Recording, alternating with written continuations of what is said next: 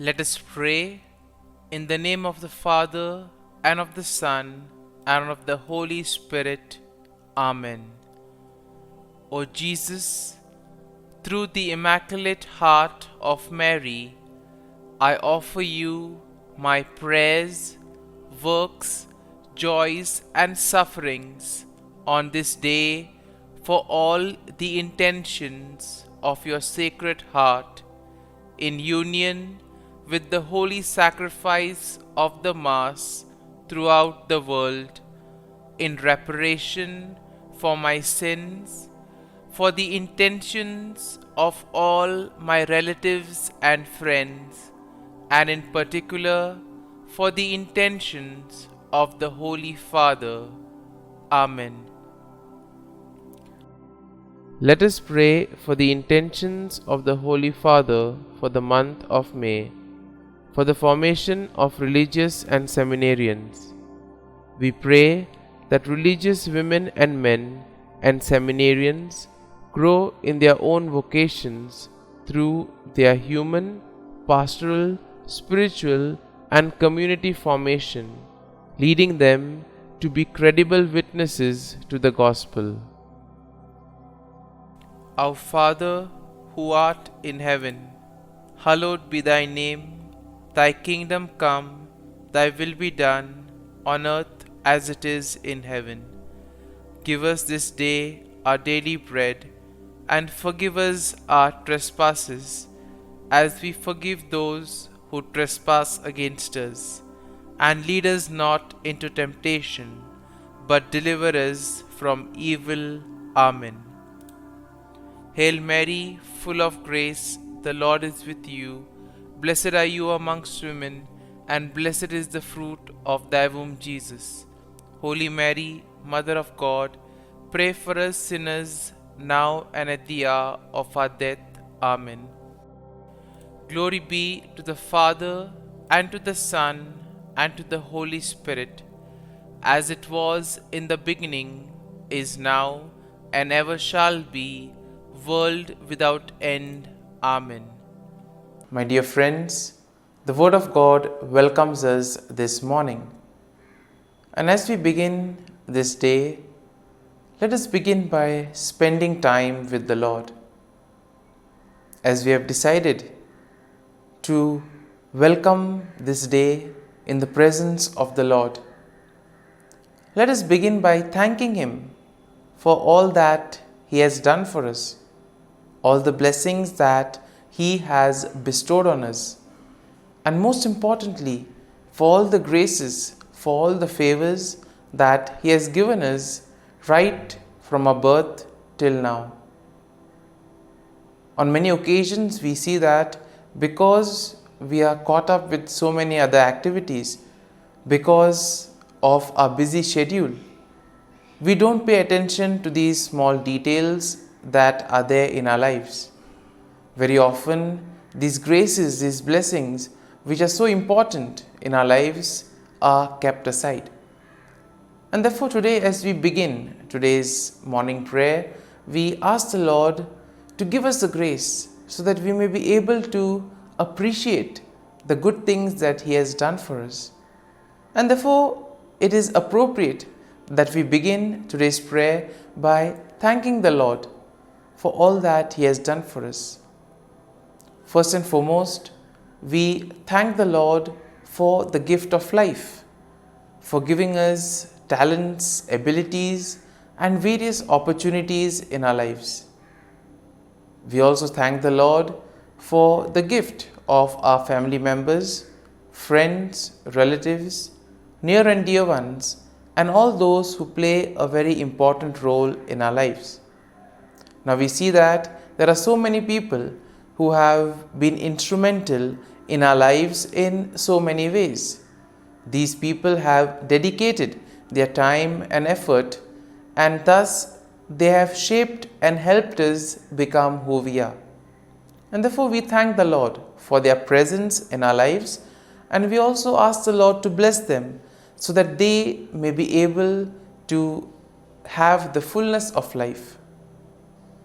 We also thank the Lord for the gift of this day. Yet another day that we have been given to make good use of our talents, of our abilities, and more importantly, to make a difference not only in our lives, but also in the lives of those around us. We also thank the Lord for the various opportunities that He has given us. Opportunities to put our talents, to put our abilities to use. And at the same time, opportunities to help others make a difference in their lives. Lord, we also want to thank You for all the experiences that You have given us. Some of these experiences may be really good. We may want to cherish these experiences, but there may be other experiences which may be bitter, which may be harsh. Nonetheless, these bitter experiences may have taught us a lot in life. These are the experiences that have made us stronger. And therefore, Lord, we thank You for giving us these experiences, for making us better individuals, for making us stronger, and thus for preparing us to face the challenges in life. And therefore, my dear friends, as we participate in this morning prayer, let us ask the Lord for this grace that we may be able to radiate His presence to the world around us, that we may be able to become messengers of peace, joy, and love, spreading His message of goodness, spreading His message of peace and love to the world around us. And therefore, let us ask the Lord to accompany us in whatever we do today, so that every action, every word may radiate His love, peace, and joy. My dear friends, let us now reflect and meditate on Psalm 60.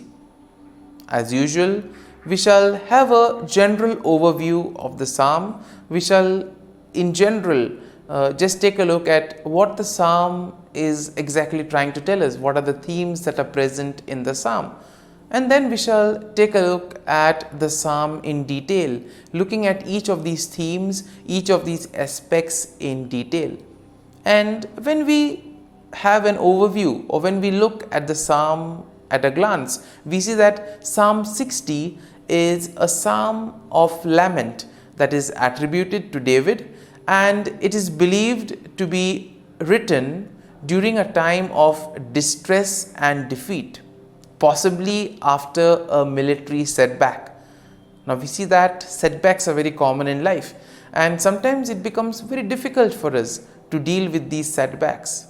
We have planned something, things don't go according to plan, and therefore we feel disappointed, we lose our faith, our trust and hope. We get disappointed and we are not interested in anything else later on then. And possibly in those moments, this is a psalm that can help us to collect ourselves, to rejuvenate, to place our faith and trust in the Lord and allow Him to bring us out of that situation. Now, we see that the psalm can be divided in 4 main sections. And in verses 1 to 3, we see that there is an acknowledgement of God's rejection and a plea for restoration. In the second section, we see a reflection of God's past deliverance and a request for His help. And this we will find in verses 4 to 8. In verses 9 to 11, we see there is a cry for God's intervention against the enemy. And finally, in verses 12 to 14, there is a declaration of confidence in God's victory. And therefore, overall, when we take a look at Psalm 60, we see that Psalm 60 will reflect on David's plea for restoration and victory in the face of distress and defeat. And this psalm highlights the importance of seeking God's help and acknowledging His power and deliverance. This psalm can also serve as a reminder of the need to depend on God's intervention, especially in times of trouble, and to trust in the faithfulness of the Lord and thus rejoice in the victory that the Lord provides us. And now let us take a look at the psalm in detail. Now, in the first section of the psalm, we see that David acknowledges the sense of God's rejection, and he pleads for restoration. So in a way here we see that David is probably sensing that he has gone away from the Lord, and therefore now he wants to restore back. He wants to come back to the Lord. He wants to undo the wrong that he has done. And here he begins by expressing his feeling of being rejected and cast off by God. Once again, pretty strong at this point of time. And here we see that he does this by symbolizing it or comparing it to the breaching of the walls of the land. And therefore here we see that David now recognizes the severity of the situation, and therefore he implores God to intervene and restore his favor and protection. So he has gone away from the Lord, and now he wants the Lord to help him come back to him. And therefore we see that in this section it is all about knowing one's weakness. Therefore in our lives too, when we become aware of our weakness, of our shortcomings, that is the first step towards transformation. It is only once you are aware of what you have done wrong, or once you are aware of the areas where you are going away from the Lord, it is only then can you begin the remedy or the corrective measures. Moving on to the second section of the psalm, we see that David reflects on God's past deliverance and he seeks God's help once again. Now he recalls how God has given his people a banner, a symbol of victory, and therefore he asks the Lord to do the same. Now David acknowledges that it is only through God's power and help that victory can be achieved. And therefore what does he do? He expresses his dependence on God's assistance in the midst of defeat. So he already knows that he is deep in trouble, but still he has faith that the Lord can do something about it. And my dear friends, this is something that all of us need to have. We too need to have that confidence that the Lord will do something to help us, to guide us and bring us out from those stressful, difficult moments. Now in the third section, we see that David cries out for God's intervention against his enemy. And therefore he pleads for God to extend his help and to defeat the enemy who has brought devastation and affliction upon them. Now David also will acknowledge the significance of God's intervention, and thus he recognizes that his victory is completely dependent on God's action. And therefore this aspect of surrendering, this aspect of placing oneself in the hands of the Lord, allowing the Lord to guide and protect, this is very important and is explicitly seen in this psalm. And therefore in the final section, we see that David declares his confidence in God's victory. He proclaims that God's right hand, symbolizing his strength and power, will lead to triumph and will lead him to victory against his enemies.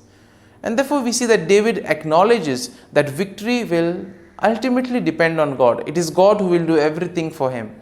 And thus he expresses that he himself needs to place his faith and trust in the Lord, and that the Lord will act on behalf of him and also on behalf of all the people. And therefore, my dear friends, as we reflect on this psalm, let us spend time in assimilating it.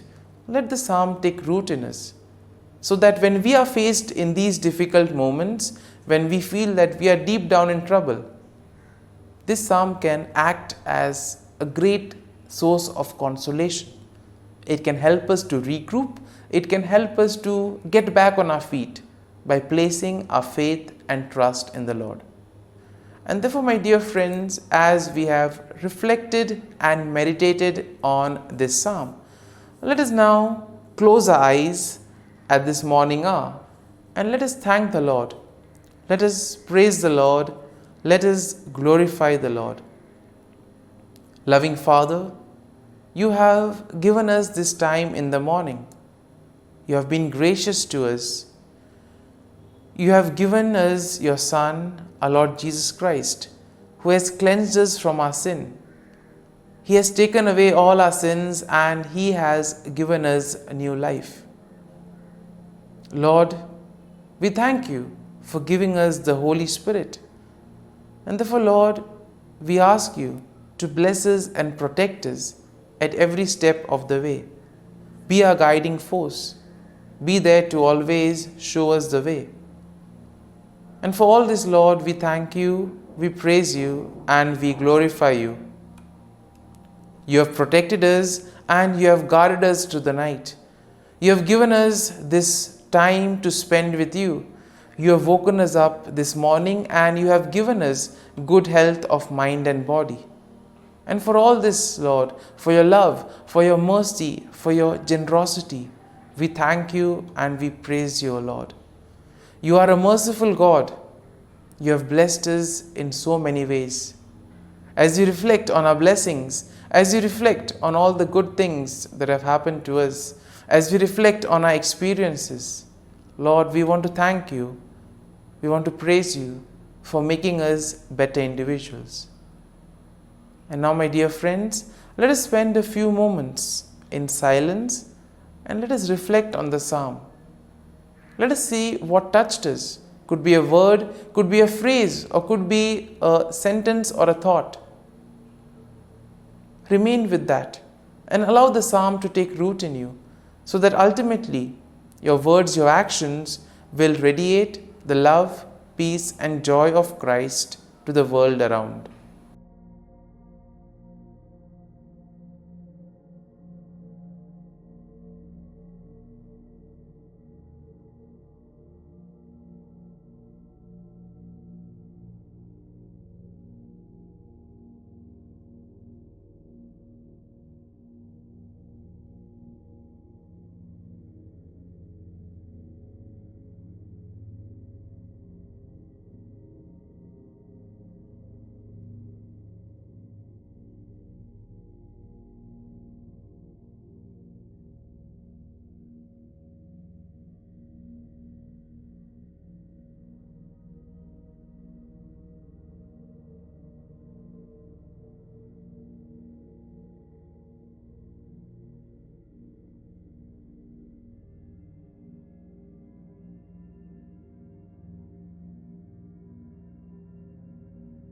Pray to Saint Michael the Archangel for protection. Saint Michael the Archangel, defend us in battle. Be our defense against the wickedness and snares of the devil. May God rebuke him, we humbly pray. And do Thou, O Prince of the heavenly hosts, by the power of God, thrust into hell Satan and all the evil spirits who prowl about the world, seeking the ruin of souls. Amen. Act of Adoration. O Sacrament most holy, O Sacrament divine, all praise and all thanksgiving be every moment Thine. Saint Gertrude, prayer for souls in purgatory. Eternal Father, I offer Thee the most precious blood of Thy divine Son, Jesus, in union with the masses said throughout the world today, for all the holy souls in purgatory, for sinners everywhere, for sinners in the universal church, those in my own home and within my family. Amen. May the divine assistance remain always with us, and may the souls of the faithful departed through the mercy of God rest in peace. Amen. Glory be to the Father, and to the Son, and to the Holy Spirit, as it was in the beginning, is now, and ever shall be, world without end. Amen.